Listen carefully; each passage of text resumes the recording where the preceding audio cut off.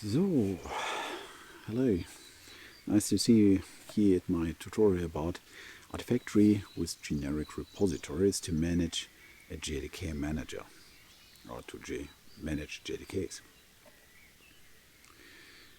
Where are JVMs used?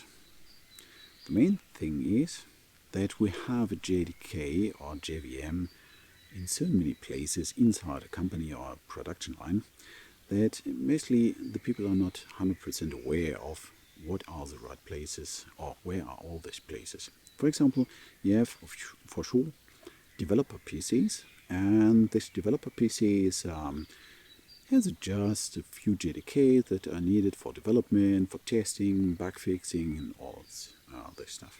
But even end users have JDKs installed. For example, for an old swing desktop app or some toolings, whatever.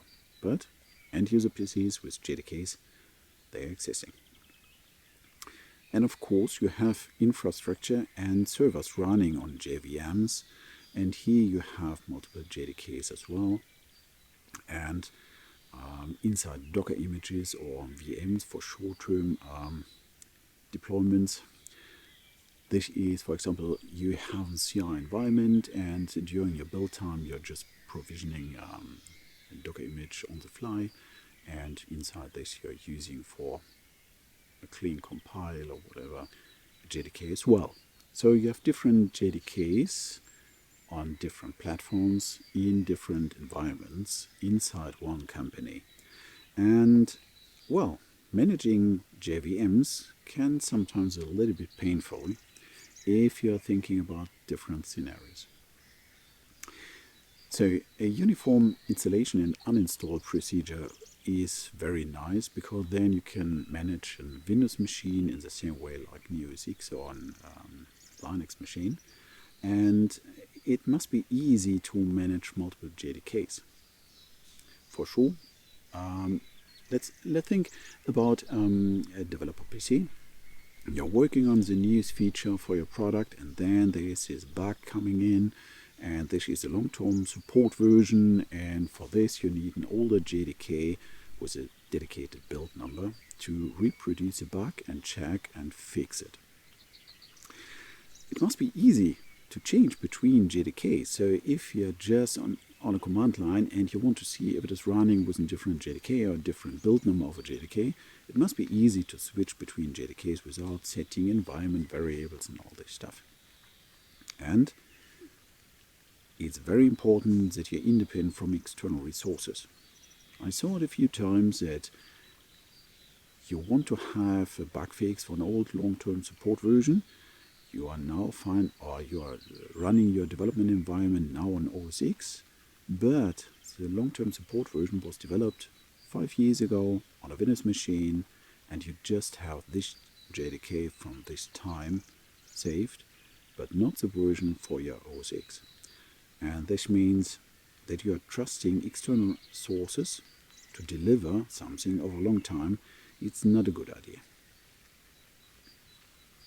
We want to accelerate internal processes. Means if you're installing JDKs over the network again and again, you're downloading a lot of stuff, you have latency, and this you can just get rid of. So you can use, for example, Artifactory for caching all this stuff internally in a very structured way for different platforms and versions. You can use this solution I'm presenting here, for example, in high security networks as well, in environments where you not even have an internet connection. So for this, you can use exactly the same solution to provide the same experience of installing, uninstalling, and managing JDKs. It could be interesting to have these JDKs in a very easy installable way, because you want to bundle it for internal installations, or you want just to speed up the installation process or the provisioning process inside your CI and CD environment, because in some CI steps you're provisioning on the fly Docker image with a dedicated JDK version, and this a few times because you have a matrix of JDK vendors, versions, and platforms you have to test.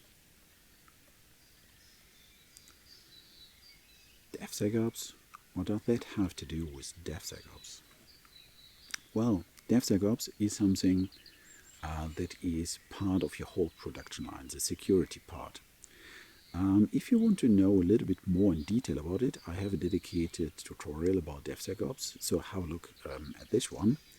But here in short, from coding, building up to monitoring and production, the security is part of everything. And this means that this security-first culture has a need, or there's a need for being independent from external resources and reproducible. For example, you want to have something in a postmortem analysis to check what happened.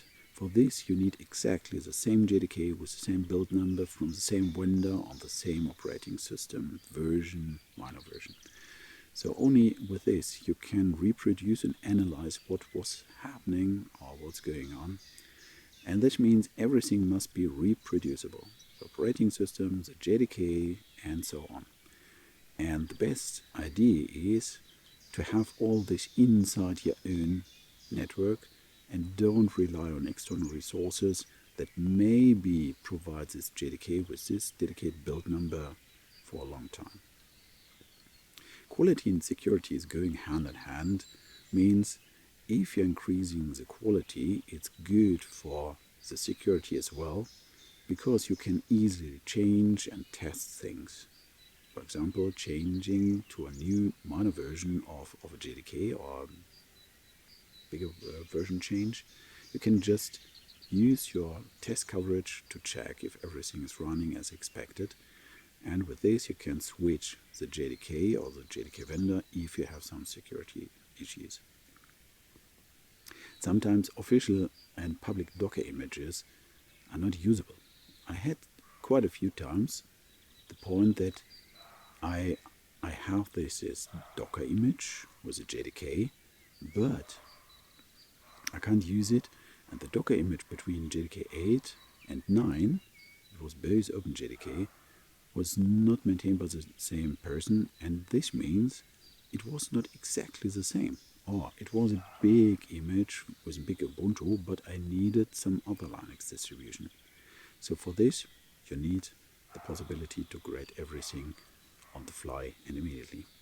And you want to make sure that there is no compromised version. So downloading something from the internet, even the JDK, means it could be a compromised version. Having all of them locally in your environment means you are safe at this point. What is Jabba?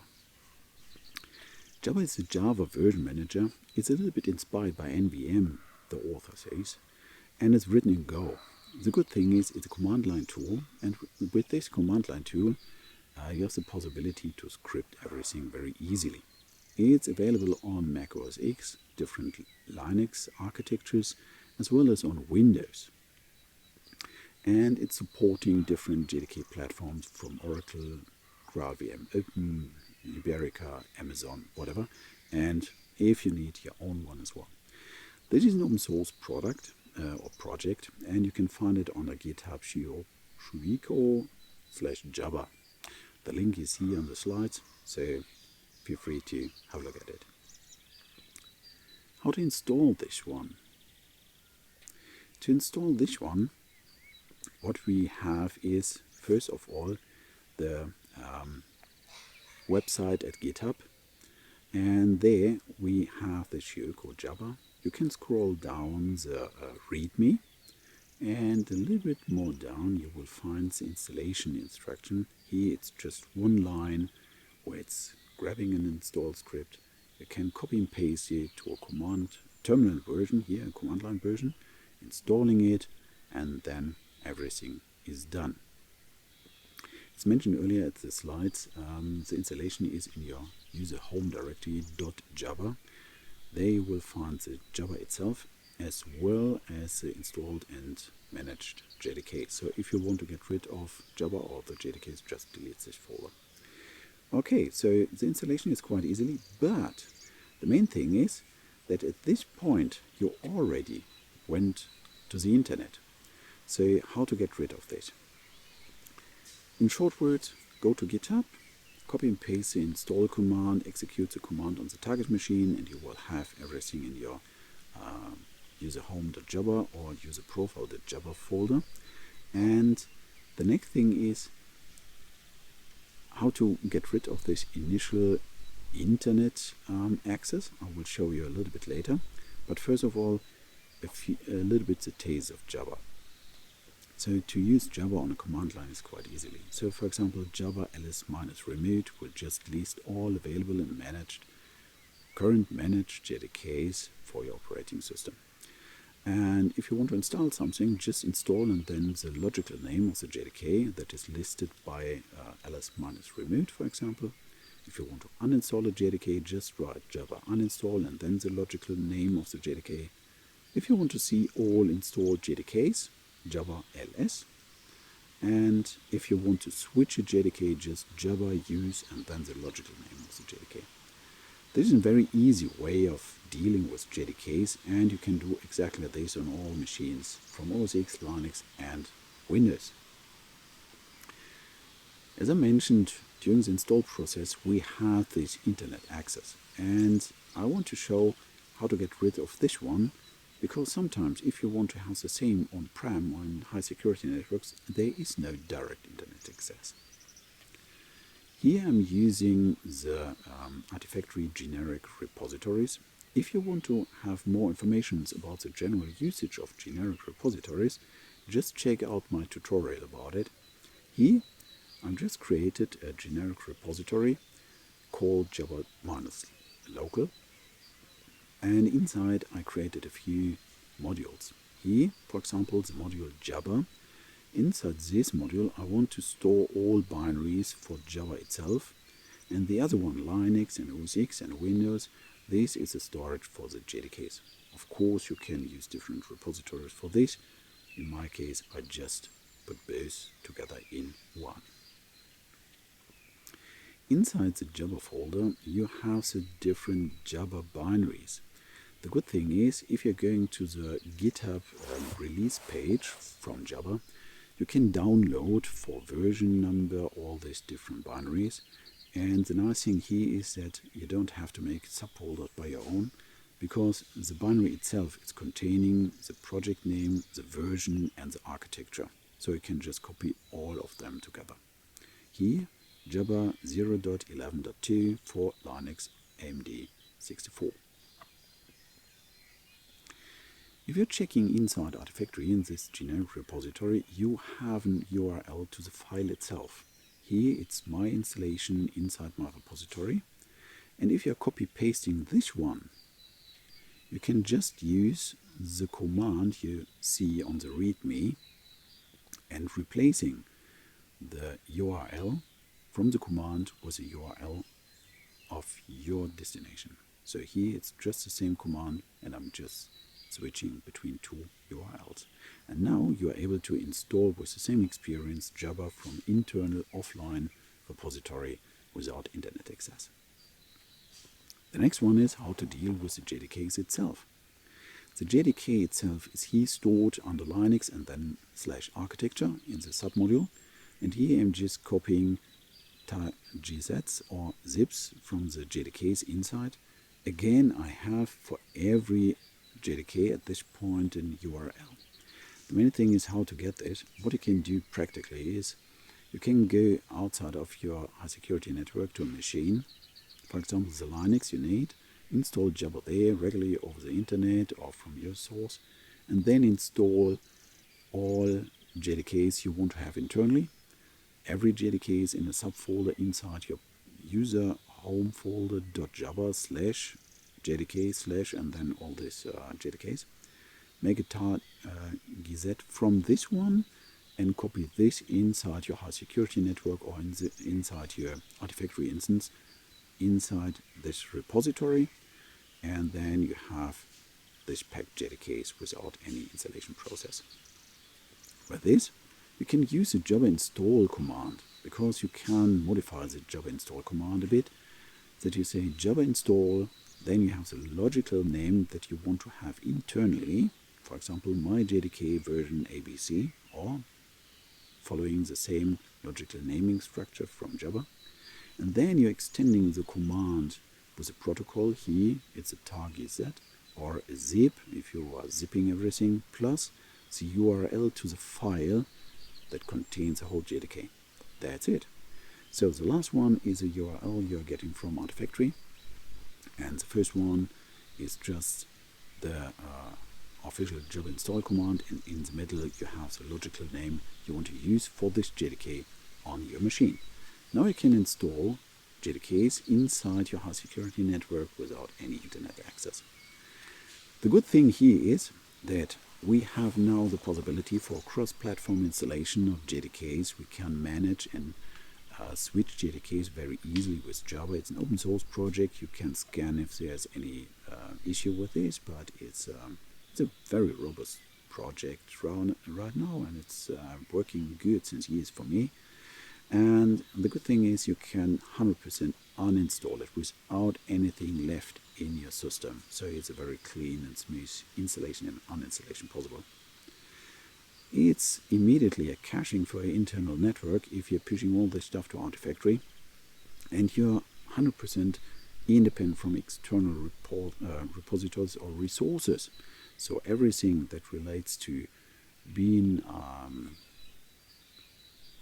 reliable or having 100% availability and checking for security issues and all this stuff, this can be done inside Artifactory because you are completely independent from external resources.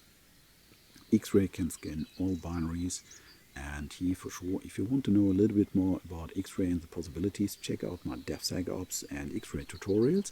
But here, in short, X-Ray can scan all the JDKs. If you have a license or security issue, you will be informed and you can react immediately. It's reproducible, independent, and secure, this solution, because you can do everything on the software as a service version as well on-prem inside your local networks.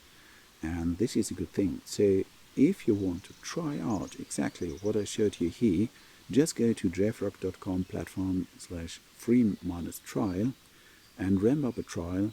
Just try to create this generic repository, put your stuff in, try it by yourself, and you will see it's very easy. This trial can be on-prem and or on cloud. Yeah, that's more or less. If you have any more questions, just ping me via Twitter or email. I'm available there on social media as well. And thank you very much that you attended my explanation about generic repositories and the possibility to handle the JDKs and the JDK manager with this. And yeah, thank you very much. Come back to the channel and see you later.